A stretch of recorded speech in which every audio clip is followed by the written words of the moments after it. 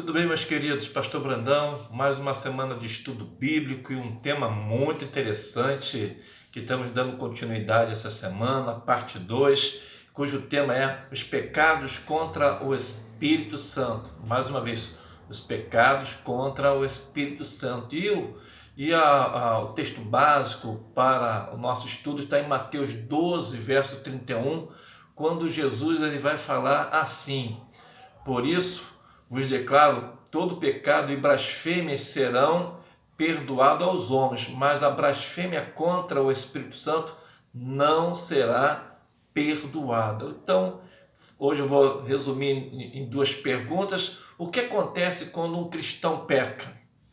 É possível alguém blasfemar contra o Espírito Santo nos dias de hoje? Então, fica essas duas perguntas. Eram 5, mas agora são duas perguntas que eu deixo. E na semana passada nós falamos da teimosia de Sansão, né? E em pecar contra o Espírito Santo.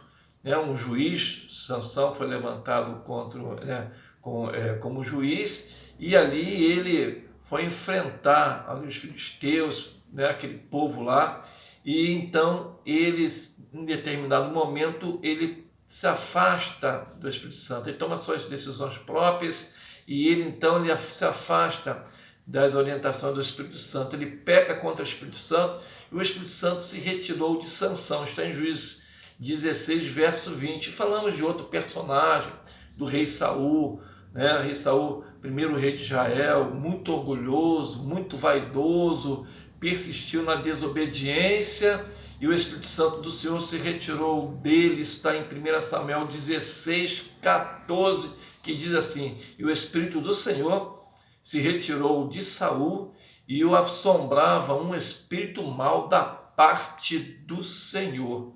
Nos nossos dias, significado básico para blasfemar, e hoje, né? Qual é essa linguagem própria para blasfemar contra o Espírito Santo? Está nas palavras insultar, caluniar, injuriar, ultrajar, desprezar, hostilizar e difamar. Essas palavras bem atualizadas no nosso calendário, no nosso dicionário, muito está abrangendo para essa situação de blasfemar contra o Espírito Santo. Em que consiste a blasfêmia contra o Espírito Santo? O que você acha que consiste blasfemar contra o Espírito Santo?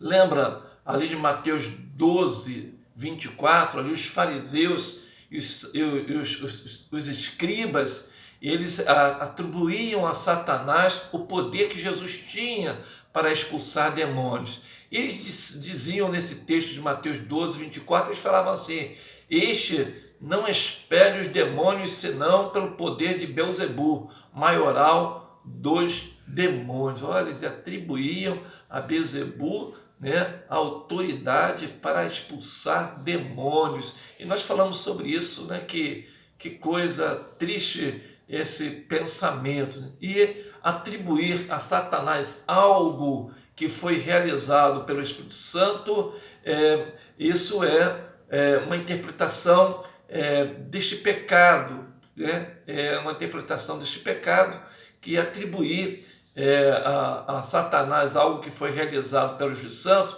Jesus chamou isso de pecado eterno, ou é o pecado de juízo eterno, que está em Marcos 3, 29. Que coisa, né? Às vezes nos dias de hoje, a gente vê assim, pessoas cheias do Espírito Santo, pessoas orando, pessoas pregando, pessoas falando no poder do Espírito Santo, e aí as pessoas ficam questionando: isso não tem nada a ver com Deus, essa pessoa está se aparecendo, essa pessoa não sei não. Então, tem que tomar cuidado nos dias de hoje com essa questão, né? Então, atribuir a Satanás algo que foi realizado pelo Espírito Santo, isso é um pecado, né, chamado pecado eterno, falado por Jesus. Todavia, a grande questão permanece: alguém ainda hoje pode cometer este pecado? E aí, o que você acha? Pessoas hoje, né, têm essa questão ainda de pecar contra o Espírito Santo.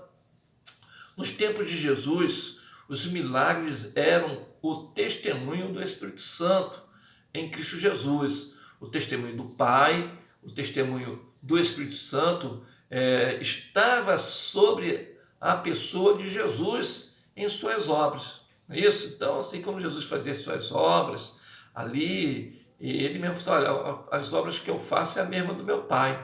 Então, as obras de Jesus, né, os milagres que Jesus fazia, eram realmente, ali estava a presença do Espírito Santo e o próprio testemunho do Pai dele.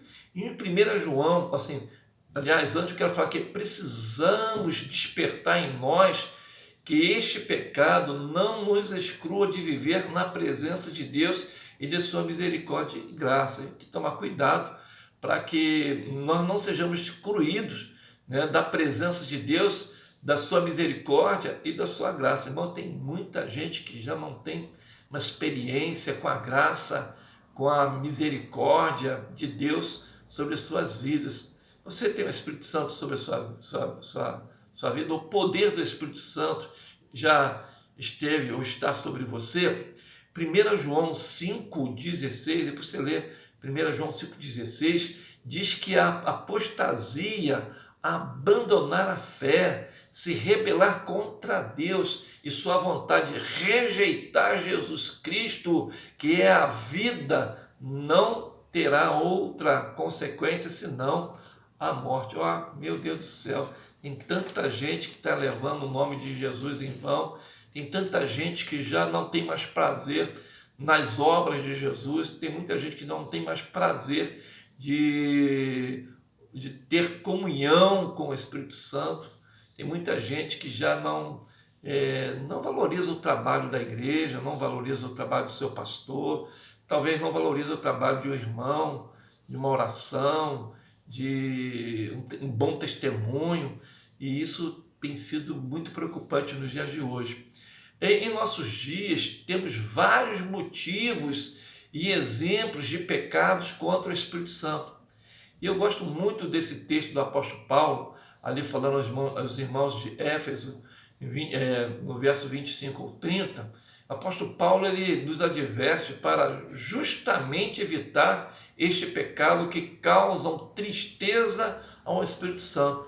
Por exemplo, a mentira, a ira não controlada, o furto, a amargura, a gritaria, a malícia, a falta de perdão. Oh, gente, como tem gente que resiste, que fica se justificando, que fica atribuindo aos outros seus erros, e aí não tem perdão, irmãos, não tem uma experiência com o perdão. Quando o crente dá espaço ao controle, olha só, quando o crente dá espaço ao controle satânico em sua vida, ocasionando afronta ou depressão demoníaca na vida do crente. Irmãos, quando dá ocasião ao diabo, né, diz que nós não devemos ali, nós não devemos dar espaço, dar lugar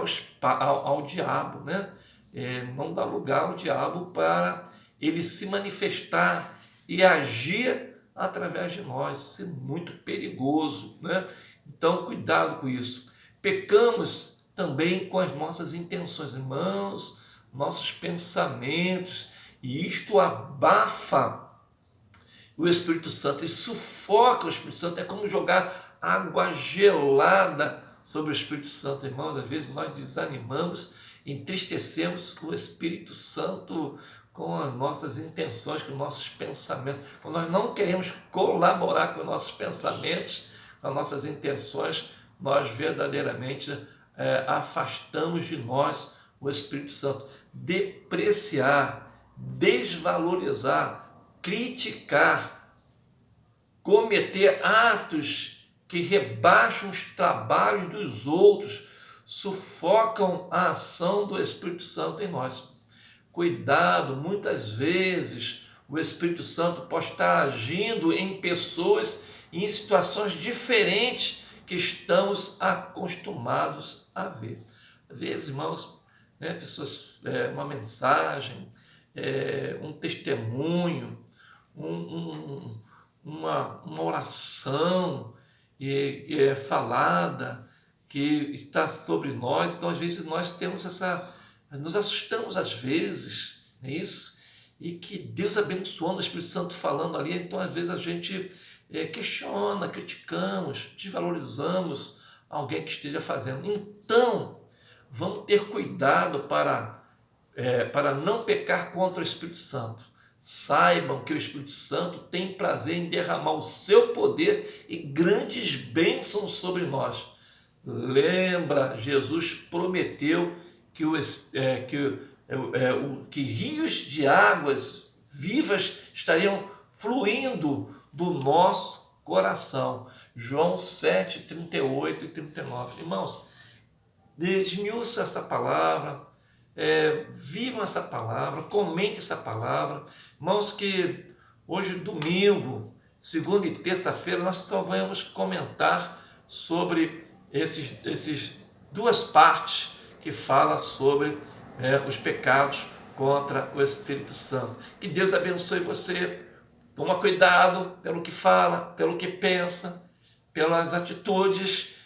Não deixe que as ações demoníacas agem em sua vida, e que você seja cheio da misericórdia e da graça do Espírito Santo. Que Deus abençoe você. Até o próximo domingo, o próximo estudo. Que Deus abençoe.